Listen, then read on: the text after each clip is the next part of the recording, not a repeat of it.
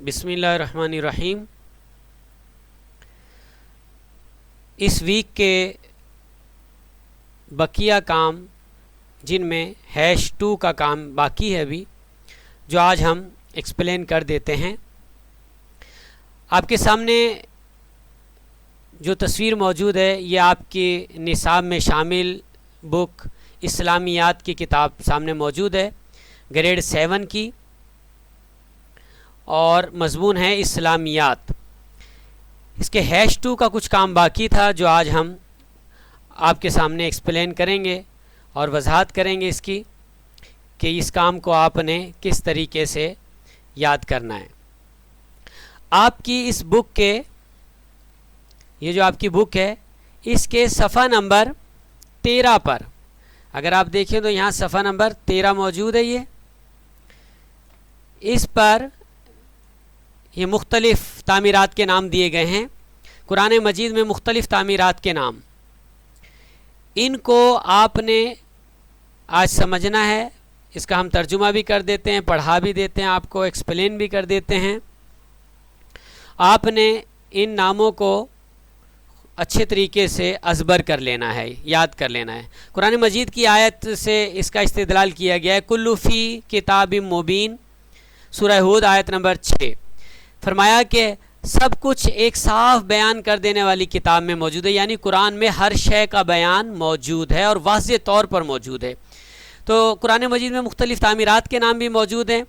تو آپ تمام اسٹوڈنٹس سے جو ہے وہ گزارش ہے کہ ان الفاظ کو معنی کے ساتھ آپ نے زبانی یاد کرنا ہے۔ ہو سکے تو پکچرز بھی آپ نے اپنی کاپی میں بنانی ہیں اور نام بھی لکھنے ہیں۔ آئیے میں آپ کو پڑھ کے سنا دیتا ہوں۔ عربی ایک پکچر نظر آ رہی ہے آپ کو، جسے خانہ کعبہ ہم کہتے ہیں۔ اس کو عربی میں کعبۃن کہتے ہیں، اردو میں کعبہ۔ اس پکچر کو دیکھ رہے ہیں، ایک مسجد کی پکچر انہوں نے لی ہے۔ مسجد کو عربی میں مسجد بولتے ہیں، یہ آپ کے سامنے موجود ہے، اور اردو میں اس کو مسجد ہی بولتے ہیں۔ یہاں محراب ایک تصویر لی گئی ہے محراب کی۔ محراب کو عربی میں محرابن اور اردو میں محراب۔ اسی طرح آپ یہ دیکھ رہے ہیں ایک بلڈنگ ہے، عمارت ہے۔ اس بلڈنگ کو عربی میں بناءن بولتے ہیں اور اردو میں عمارت۔ یہ آپ ایک مکان کی تصویر دیکھ رہے ہیں گھر کی، اس کو عربی میں بیت کہتے ہیں، بیتن، اور اردو میں گھر بولتے ہیں۔ یہاں ایک پکچر دیکھ رہے ہیں ایک محل نما ٹائپ کی، اس کو عربی میں قصرن بولتے ہیں اور اردو میں محل بولتے ہیں، محل۔ یہ آپ ایک کوٹھڑی سی دیکھ رہے ہیں، اس کو عربی میں سجنن بولتے ہیں، جسے ہم جیل بھی بولتے ہیں، کوٹھڑی بھی بولتے ہیں، جو سب طرف سے بند ہو، چاروں طرف سے بند ہو۔ آپ یہ ایک بیڈ روم دیکھ رہے ہیں، ایک بیڈ روم ایک کمرہ ہوتا ہے 4 دیواری کا۔ تو ایک کمرے کو عربی میں غرفتن کہتے ہیں اور اردو میں کمرہ یوز کیا جاتا ہے۔ یہاں آپ دیکھ رہے ہیں انہوں نے ایک پکچر لگائی ہے، سرحن۔ سرحن اصل میں کھلے جو ہے وہ صحن کو بولتے ہیں، اوپن جگہ کو، تو اردو میں اس کو صحن ہی بولتے ہیں۔ یہاں آپ 2 جو ہے وہ پلر دیکھ رہے ہیں۔ پلر کو اردو میں ہم ستون بھی بولتے ہیں، اور یہاں آپ دیکھیں تو عربی میں عمادن، اردو میں ستون۔ ٹھیک ہے، اب یہ دیکھیے ایک مکان پر جو ہے وہ سیڑھی لگی ہوئی ہے اوپر چڑھنے کے لیے۔ تو مکان کے اوپر چڑھنے کی جگہ جو ہوتی ہے جسے ہم چھت بولتے ہیں، اس کو عربی میں سقفن بولتے ہیں اور اردو میں چھت بولتے ہیں۔ یہ آپ ایک دیوار کی تصویر دیکھ رہے ہیں، اس کو عربی میں جدارن بولتے ہیں اور اردو میں دیوار بولتے ہیں۔ یہ صفحہ نمبر 13 پر کتاب میں موجود ہے۔ آپ نے ان تمام کو عربی میں بھی لکھنا ہے، اردو میں بھی اپنی کاپی میں اتارنا ہے، اور ہو سکے تو پکچرز بنانی ہے۔ نہ بن سکے تو آپ کہیں سے بھی ڈاؤن لوڈ کر کے یہ پکچرز کاپی میں لگا سکتے ہیں۔ ایک تو یہ ہمارا اس ویک کا کچھ کام تھا، اور بقیہ سبق تھا حدیث کی اقسام۔ اس کو آپ نے صفحہ نمبر 15 سے ریڈ کر لینا ہے، لیکن حدیث کی اقسام میں صرف ہمیں مفہوم حدیث کی جو ہیڈنگ ہے وہ ہمیں ریڈ کرنی ہے، صرف آج ایکسپلین کرنی ہے۔ مفہوم حدیث میں چند چیزوں کا ذکر ہے. مثال کے طور پہ حدیث کے لغوی معنی کیا ہیں, حدیث کے جو ہیں وہ اصطلاحی معنی کیا ہیں, حدیث کے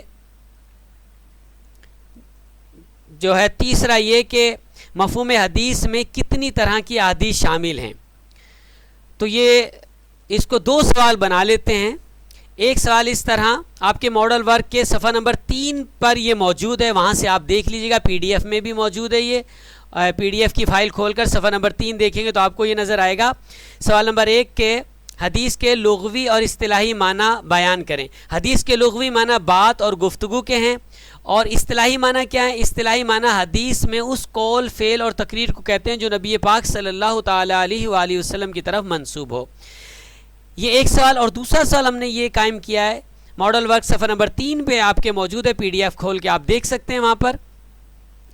وہ کیا ہے؟ مفہوم حدیث میں کتنی طرح کی احادیث شامل ہیں. مفہوم حدیث میں یاد رکھیں 3 طرح کی احادیث شامل ہیں.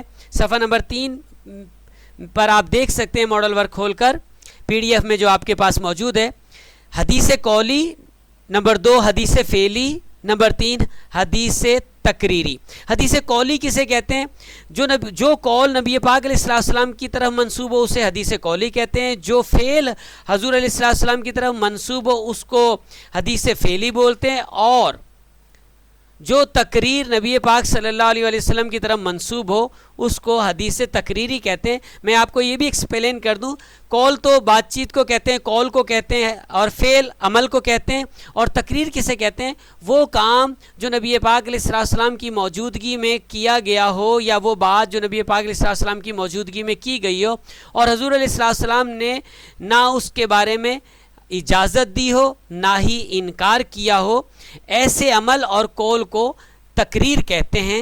لہٰذا اگر کوئی تقریر حضور علیہ السلام کی طرف منسوب ہو تو اسے حدیث تقریری کہا جاتا ہے. اس ویک کا ہمارا یہ کام جو ہے وہ مکمل ہوا.